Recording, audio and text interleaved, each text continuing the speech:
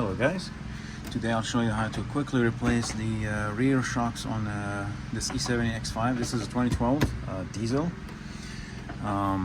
So let's go quickly over it. I am not replacing the top mounts. If you are, you would have to loosen these nuts around. I think they're probably 14 millimeters, not very sure. But the top one is 18. You can get to it. So in older models, I think you have to remove some sort of a bracket here. I think it looks different, but nonetheless, this is definitely easy access, and it's not going to be that hard. And there is we might need an Allen key in there to hold that shaft from moving. So 18 the top nut, and then the bottom nut is 21 millimeter.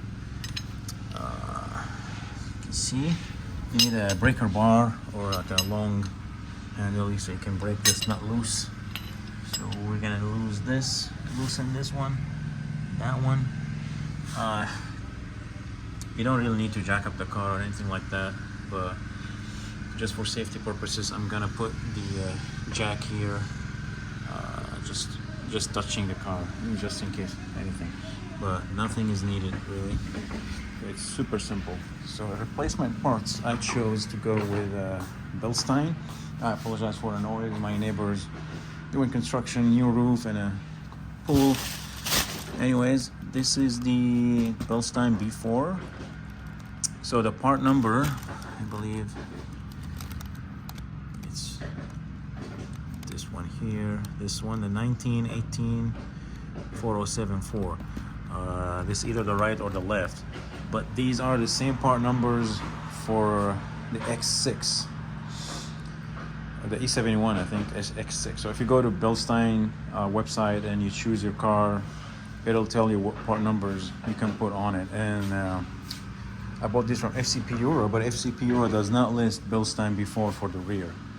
It lists Bilstein B4 only for the front, so I wanted the rear as well. I know Saks is a little bit cheaper, but the Bilstein B4 is worth basically $35 more, so I decided to go with the Bilstein instead. It's the same number for, according to Bilstein website, it's the same part number for X6 and X5. They sell them the same. Alrighty, let's get to it. I'm gonna loosen the bottom nut and then the top nut, and then take it out. But first we're gonna secure the jack here on the side. Okay, so we got the nut out. As expected, the shaft will actually rotate, so you'll need the Allen here key 6 to hold the top of the shock absorber. And then what you need to do is you need to remove these layers here and make sure you put them back the way they're supposed to. So there's this washer here, and I think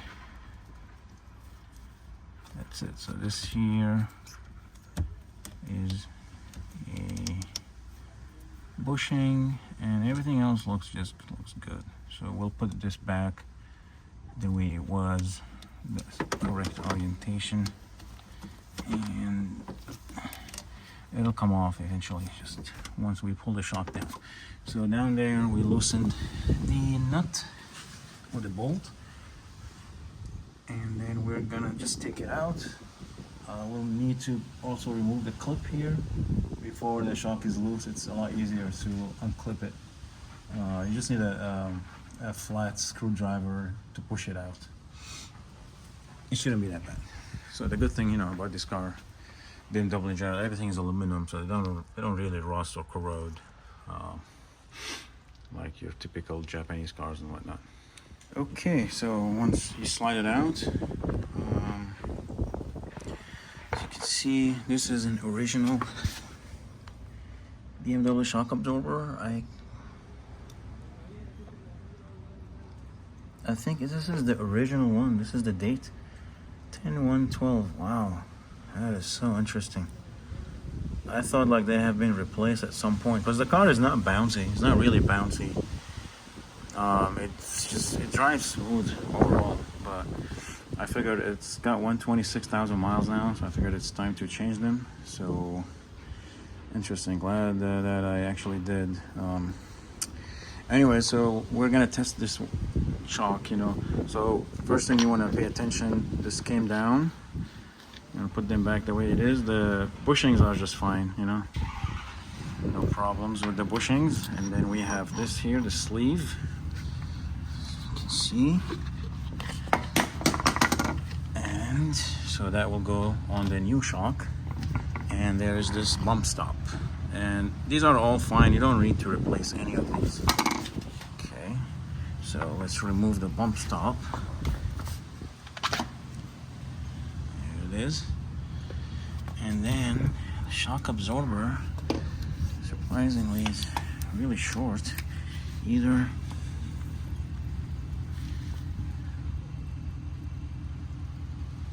it's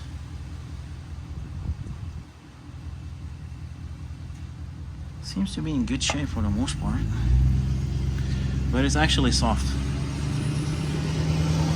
My bad.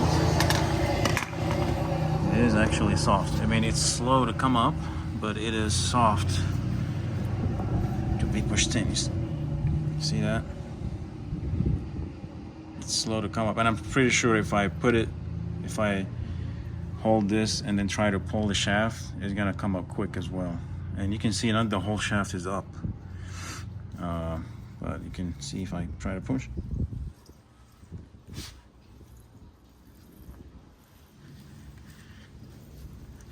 It's actually a little soft versus the new one.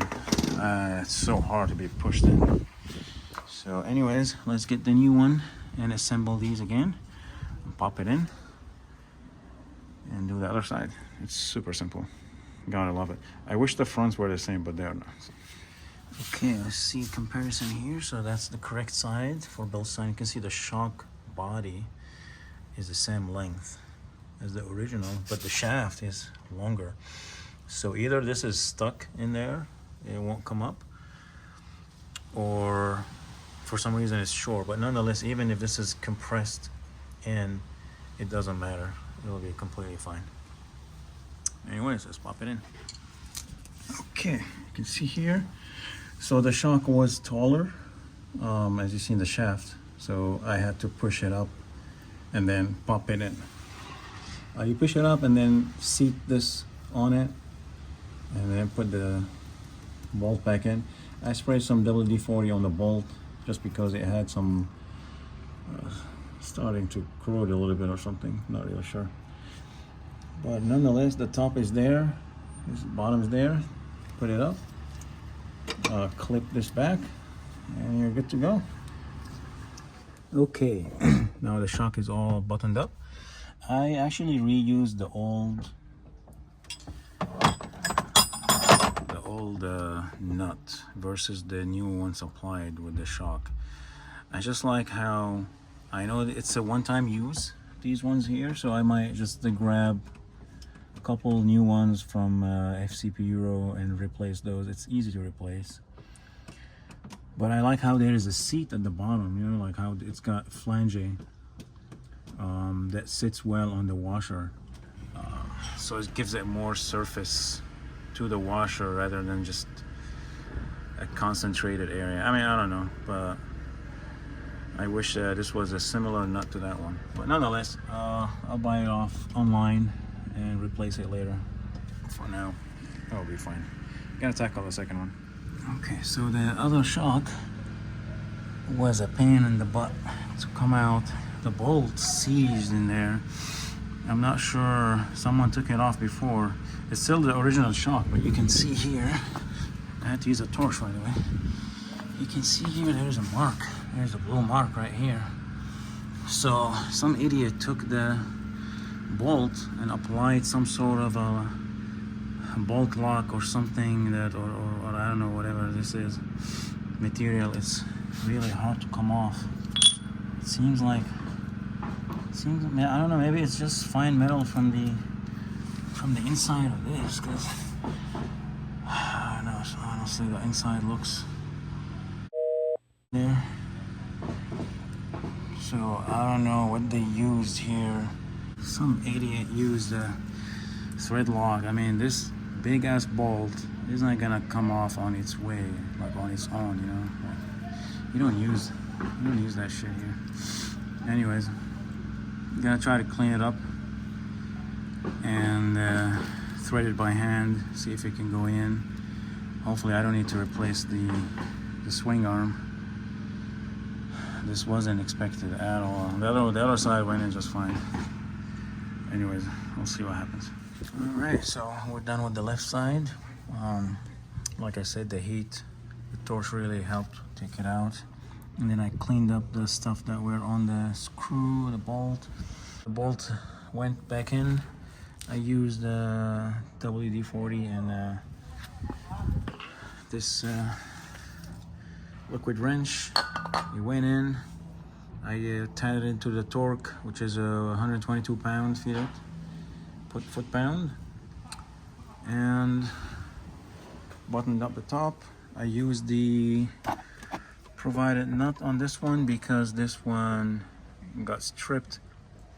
The car was jacked up, and it was like the whole suspension was hanging on this, so when it actually came out, it dropped directly because there is a problem with these shocks. They just won't extend all the way up. Definitely shot.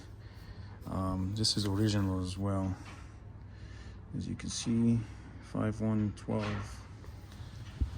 So anyways, hope you find this video helpful. If it wasn't that bolt here, I could have done it without taking the wheel off, similar to the other side. Hope this helps you, and see you in the next one. Take care.